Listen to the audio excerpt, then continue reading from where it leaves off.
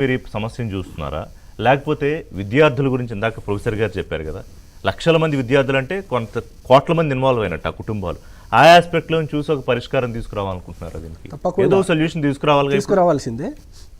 మేము అక్కడ జరుగుతున్నటువంటి ప్రొటెస్టు అక్కడ ఉన్నటువంటి విద్యార్థుల యొక్క సమస్యల మీద జరుగుతున్నంతసేపు మనకేం ఇబ్బంది లేదు. వారు ఇందాక శేషు గారు కూడా ఒక మాట మాట్లాడారు, ఏది వాళ్ళు పిలుపునిచ్చినాం చలో పార్లమెంట్ అనేటువంటి ముట్టడి చేసి ఆ 20వ తారీఖు వచ్చేంత వరకు కూడా కేంద్ర ప్రభుత్వం ఎందుకు అడ్రస్ చేయలేకపోయింది అనేది వాస్తవమే కావచ్చు, నేను కాదంటలేదు. కానీ నేనేమంటున్నానంటే ఒకవేళ వాళ్ళు ఈరోజు పిలుపునిచ్చిన తర్వాత ఈరోజు సాయంత్రమే నేను ఎత్తేస్తే మీరు ఊకే ఉండురా రిషి గారు చెప్పండి, మీరంటే XYZ ఊకే ఉంటుండేనా? కేంద్ర ప్రభుత్వం భయపడ్డది, లేకపోతే వాళ్ళు ప్రజాస్వామిక హక్కులను కాల రాసేస్తుందని చెప్పేసి గొంతు దించుకునేటువంటి వాళ్ళు జర్నలిస్టులు అనేటోళ్ళు, అనలిస్టులు అనేటోళ్ళు, వాళ్ళు వీళ్ళు ఇక ఎక్కడెక్కడ సంఘాలన్నీ అక్కడ దిగుతుండే. మీరు ఎత్తేస్తే అన్నారు, దాన్నే వాళ్ళతో మాట్లాడితే వాళ్ళతో మాట్లాడినా కూడా నేను ఆ మాట కూడా అంటున్నా, మీరు అన్నట్టుగానే శేషు గారు లేవనెత్తినట్టుగానే నిజంగా వాళ్ళు చలో పార్లమెంట్ అని ముట్టడి చేస్తామని చెప్పిన వెంటనే మేము పోయి ఉంటే ఏ రకంగా ఉన్న టర్న్ తీసుకునేది అన్నటువంటిది ఒకటి ఆలోచించాల్సినటువంటి అవసరం ఉంది. రెండవది నేనేమంటున్నానంటే చలో పార్లమెంట్ అని ముట్టడి చేసేటువంటి సందర్భంలో మీరు ఏ సమస్యల మీద పోతున్నాము, లేకపోతే ఏ సమస్యల పరిష్కారం కోసం పోతున్నాం అనేటువంటిది ఆలోచించాలి. కానీ పార్లమెంటును దిగ్బంధం చేస్తాం, పార్లమెంటును కూలగొడతాం, మోడీ తేరా ఖబర్ కుదేంగే, మోడీ నీకేంది అది సమాధిని తవ్వుతాము, మోడీ అమ్మగారిని తిట్టడము. మోడీ అమ్మగారు బతికి లేరు సార్. బతికి లేనటువంటి అమ్మగారిని కూడా నానా మాటలు మనం పల్లెలలో కూడా మాట్లాడుకోనని బూతులు మాట్లాడారు. అక్కడ ఉన్నది స్టూడెంట్స్ అండి, ఎవరైనా నష్టపోయినటువంటి విద్యార్థి, లేకపోతే చదువుకుంటున్నటువంటి విద్యార్థి, లేకపోతే భవిష్యత్తులో నేను నీటికి ప్రిపేర్ అవుతా అనేటువంటి విద్యార్థి ఎవరైనా అక్కడ కనిపిస్తున్నారా? అందుకనే ఎంతమంది తక్కువ. ఒక పేరెంట్ అడిగితే ఎందుకు వచ్చారు మీరంటే నా కూతురు చచ్చిపోయింది, ఇంకో కూతురు ఇప్పుడు ప్రిపేర్ అవుతోంది కదా. అటువంటి వాళ్ళ సమస్యలు ఉన్నాయి కాబట్టి పరిష్కారం కోసం నేను ప్రయత్నం చేస్తుంటే నువ్వు చేస్తున్నది ఏంది? ఎక్కడెక్కడి నుంచో తీసుకొని వచ్చేసి కమ్యూనిస్టు సంఘాలను, లేకపోతే కాంగ్రెస్ పార్టీకి సంబంధించినటువంటి అనుబంధ సంఘాలను తీసుకొచ్చి అక్కడ సీతారాములను ద్వేషిస్తారు. మీరు సీతారాములను అవమానపరిచే రకంగా మీరు పాటలు పాడతారు. మీరు అక్కడ భారతమాత గురించి అంటారు. ఒక భారతమాత అయితే మీకు ఎంతమంది తండ్రులా అని ఒక ఆమె పోయి అడుగుతుంది. ఇదా అక్కడ ఉన్నటువంటి సమస్య ఏంటి? అక్కడ అడ్రస్ చేయాల్సినటువంటి సమస్య ఏంటి? మీరు మాట్లాడుతున్నటువంటి మాటలు ఏంటనేటువంటి చూడాలి కదా రిషి గారు. నంబర్ 1. రెండోది నేనేమంటానంటే కాంగ్రెస్ పార్టీ వాళ్ళు, లేకపోతే ఇందాక మా సోదరుడు మానవతరాయ్ గారు కూడా అంటారు, నేపాల్లో ఏం జరిగింది, భూటాన్లో ఏం జరిగింది, శ్రీలంకలో ఏం జరిగింది, అక్కడ ఏం జరిగింది కాదు, ఇది భారతదేశము, ఇక్కడ అది జరిగేటువంటి అవకాశమే లేదు. మీరు ఎంత కుట్ర పనినా కూడా, ఈ దేశాన్ని అస్థిరపరచాలని ఎన్ని కుట్రలు పనినా కూడా ఈ దేశంలో అటువంటి పరిస్థితి లేదు. నాయకుడిగా ఉన్నది నరేంద్ర మోడీ గారు.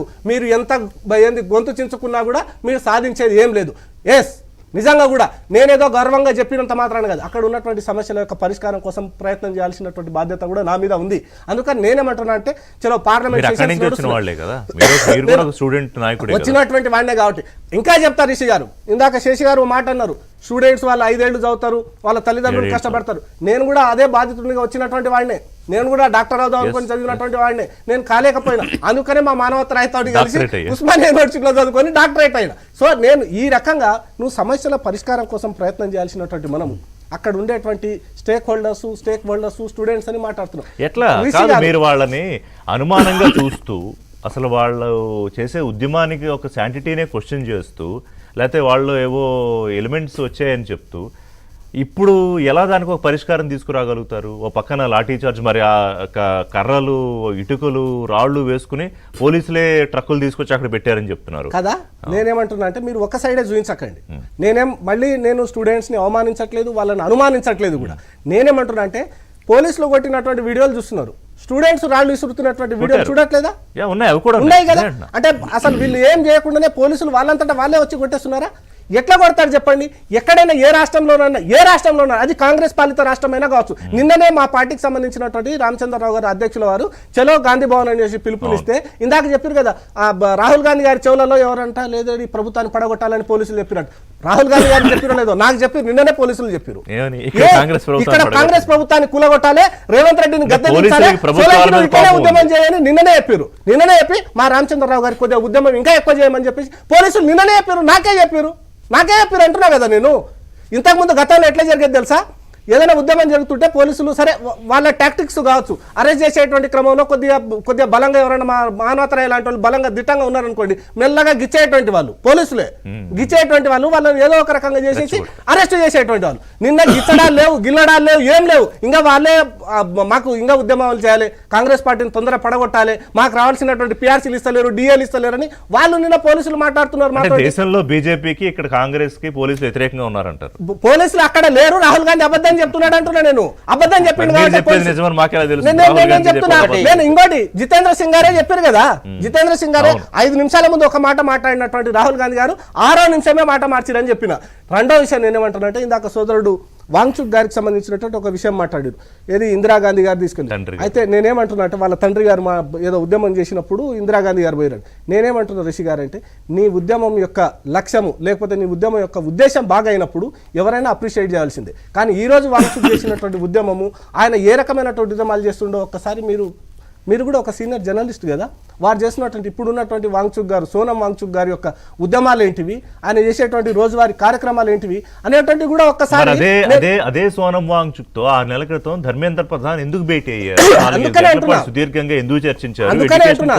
మీ ఎజెండా బాగున్నప్పుడు, మీ ఉద్దేశం బాగున్నప్పుడు ఎవరైనా అప్రిషియేట్ చేస్తారు అన్న. నేను ఈ మాట నేను ముందే అన్నా, మీ ఉద్దేశం బాగున్నప్పుడు, మీ ఉద్యమం యొక్క ఉద్దేశం బాగున్నప్పుడు ఎవరైనా అప్రిషియేట్ చేస్తారు. ఉద్దేశం 2 రకాలుగా జరుగుతున్నాయి. ఇప్పుడు ఎఫ్సిఆర్ఏ బిల్లు ఈ వారం ఎజెండాలో ఉంది కేంద్ర ప్రభుత్వం. ఇప్పుడు ఈ వారం సంబంధించినటువంటి పార్లమెంట్ సెషన్లో ఎఫ్సిఆర్ఏ బిల్లు ఒకటి ఈ ఎజెండాలో ఉంది.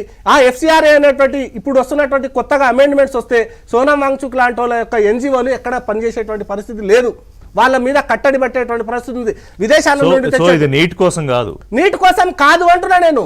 నీటి కోసం కాదు, నీటి కోసం అయితే మహిళా జర్నలిస్టులు వస్తే వాళ్ళ వక్షజాలను పిసుకుతారా అక్కడ ఉండేటువంటి అంటే చెప్తున్నా నేను. ఇంత దౌర్భాగ్యం ఉంటుందా? వాడు ఒకడు ప్యాంటు తీసి జర్నలిస్టులకు జిప్పులు తీసి చూపిస్తాడా? వాడు నిజంగా నీటి కోసం అక్కడ ఉద్యమానికి మద్దతు తెలిపేటువంటి వాడైతే ఆ రకంగా పోతాడా? సీతాదేవిని అనుమానిస్తాడా? లేకపోతే భారతమాతను అవమానిస్తాడా? లేకపోతే నరేంద్ర మోడీ గారి యొక్క ఏంది ఇది తవ్వుతానంటాడా, సమాధి తవ్వుతానంటాడా? ఇదే నా స్టూడెంట్స్ అక్కడ మాట్లాడుతున్నది. మీరు అన్నటువంటి ఇందాకనే ఒక పేరెంట్ వచ్చారన్నారు, నిజంగా సఫర్ అయినటువంటి పేరెంట్స్, సఫర్ అయినటువంటి స్టూడెంట్స్ ఏమో ఆ రకంగా మాట్లాడుతుంటే వాళ్ళకి సపోర్ట్ చేసేటువంటి వాళ్ళు ఎట్లా ఉండాలి రిషి గారు? ప్యాంట్లు ఇప్పేసి జిప్పులు ఇప్పేసి మహిళా జర్నలిస్టులకు చూపిస్తారా? ఇదే మీ ఉద్యమం? నీటి కోసం జరిగేటువంటి ఉద్యమం, ప్యాంటు ఇప్పి చూపించేటువంటి ఉద్యమం.